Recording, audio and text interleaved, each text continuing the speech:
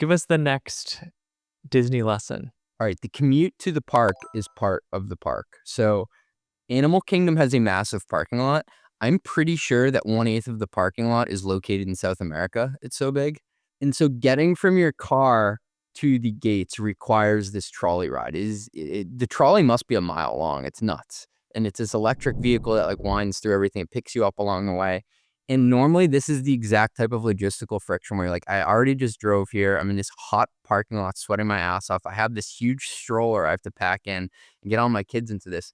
But the driver of it was hilarious. He was like, all right, kids, remember when you step off, like the floor is lava, and like just telling all these things. I think I see Mickey over there. And so he treated it as a bit.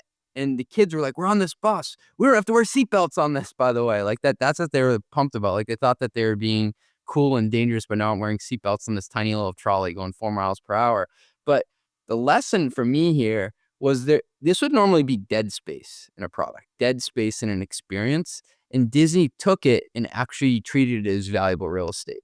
I mean, they're just so thoughtful with that user experience. I have experienced that walk from the hot, scorching parking lot into parks before, and it's like no one wants to go into the park or out of the park, and you're in a bad mood by the time you get there. The onboarding experience can feel a lot like this. And for more PLG or self-serve products, in my experience, about 60% sign up for the product and then just totally goes. They never come back. It seemed like too much effort initially, or like they got stuck somewhere and they're like, F this, I'm out.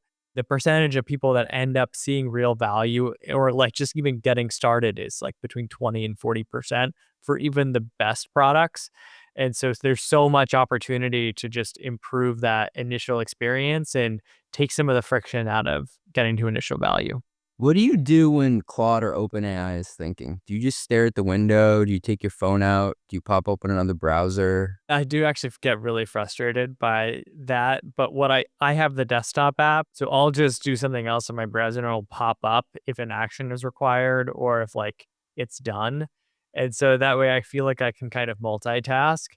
But it is very frustrating to not know how long it's going to be thinking for. And it's like, is this 10 seconds or is this like 2 minutes? To me, that's the biggest waste of potentially valuable dead space because I end up just taking out my phone and scrolling X and just like letting my brain totally veg out.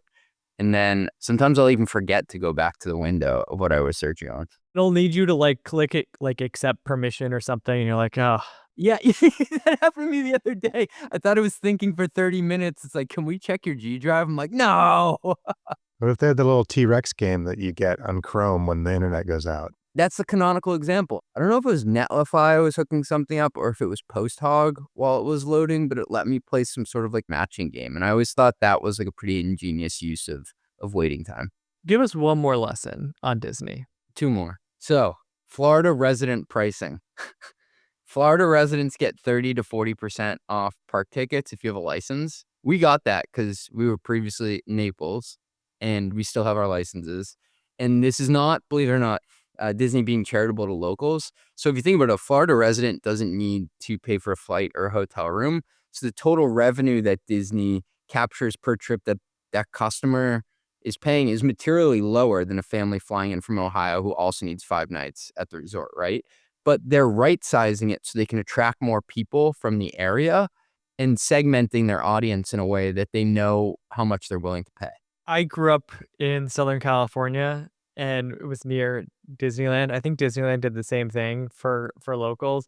And I think with locals, they were more likely to just go on a weekday. It was easier for them to go. So if there was extra capacity in the park, it was a great time to like discount the product for locals. It's this idea of like, it's more flex capacity. You're going to lock in your core revenue from these, out of state visitors that are your big spenders, but there's always some flex. And like, you don't necessarily want to ignore the flex audience. What did this remind you of or teach you when it comes to segmenting and pricing based on your audience if you sell tech? I mean, a lot of tech companies have a standard pricing model that's like, hey, it's based on this many seats or this much consumption or whatever it is. And they don't actually vary it based on segments, but like in the real world, there's senior pricing, there's resident pricing, like there's all kinds of special pricing for different audiences. So I think like a natural one for a lot of companies would be this startup program. Like maybe you can offer startups like 70, 80% off for their first 6 months or first year if they meet certain criteria. And all of a sudden, this can become an acquisition strategy. You can build segment specific pricing that helps you acquire more customers. That's maybe not like the building block of your revenue today, but those can become, full paying customers in the future. It reminded me of companies, and this is more rare, but going down market instead of up market. So if you have an enterprise product, but you're like, wow, actually all these other smaller companies need cybersecurity, you can strip out certain things that the enterprise companies need. Maybe it's like single sign-on, or I don't even know. Everyone uses that actually now. You can whittle down the plan to make it more applicable to them so you can increase your total addressable market. I rarely see successful enterprise companies like strip things out of their product, introduce a down market offer, and are like super successful with it. They're just not good at serving smaller customers.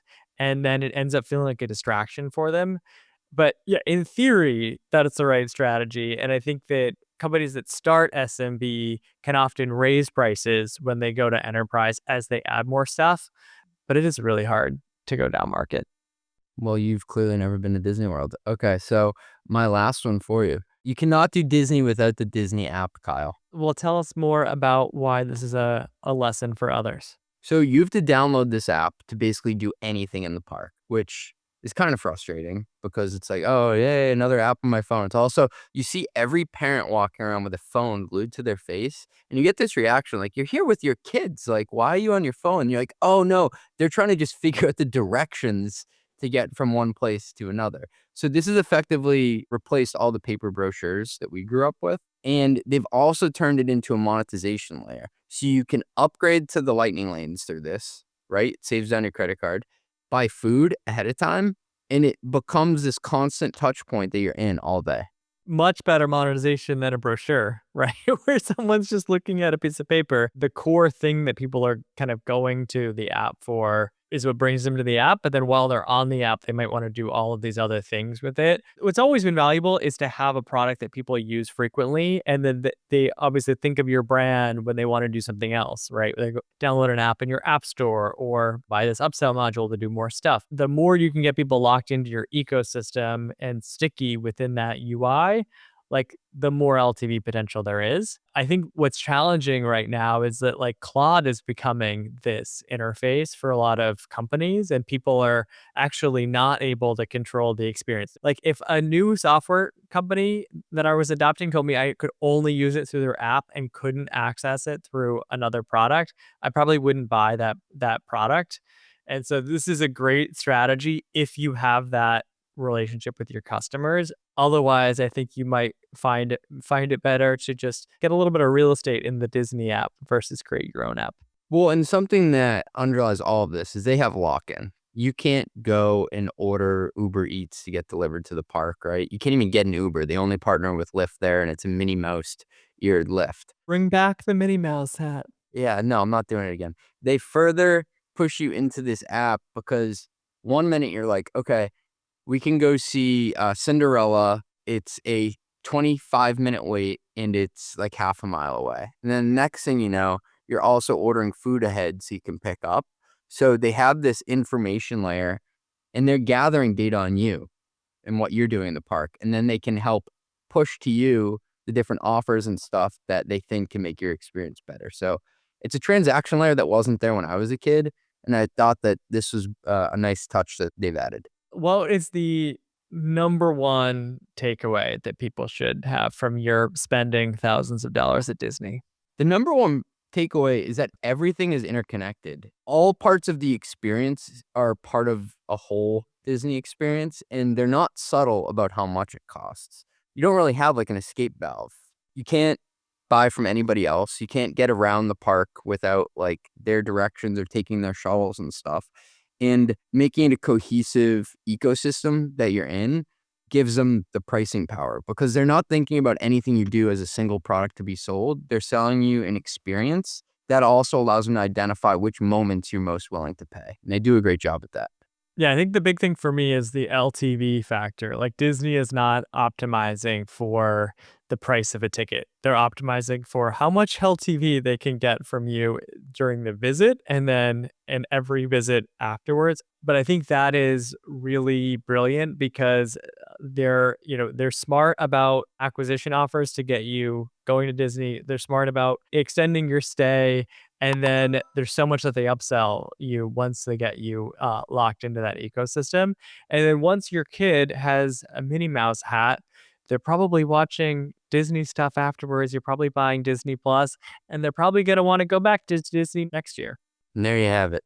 Never wearing this thing again. When I looked to set up my first CRM at Growth Unhinged, I knew I wanted something that was actually AI first. The world has evolved. Most CRMs are still stuck in the 90s. I found Lightfield, the CRM that remembers everything and does the work for you. It joins all my sales calls, reads my emails, and has the full context on every account. At this point, Lightfield knows my deals better than I do. I haven't had to set up a single CRM dashboard. Instead, I simply ask Lightfield questions like, which deals in my pipeline are most likely to close, or who do I need to follow up with today? It even automatically prepares me for meetings with a personalized daily briefing, and setup was quick and surprisingly painless. Lightfield is my sales coach, RevOps analyst, therapist, EA, all in one. See Lightfield for yourself with a 14-day free trial. Connecting data from your inbox takes just 5 minutes, and you can migrate in under an hour. Go to lightfield.app, that's LIGHTFIELD.app,